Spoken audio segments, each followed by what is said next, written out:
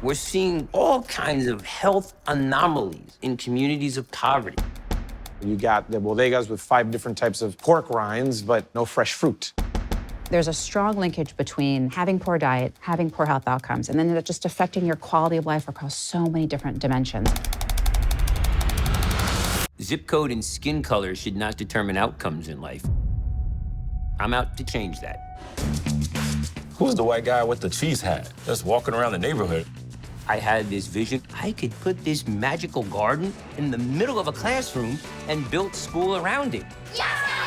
Stephen Ritz and his Green Bronx Machine are opening young minds to science, nutrition, and wellness. When you cultivate a palate, you are changing the trajectory of those children's lives.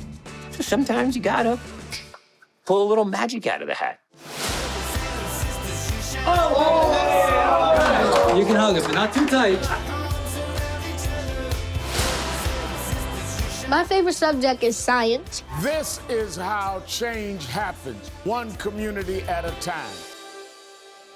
You can't rush growth. You can't go from seed to harvest without care and cultivation in the middle.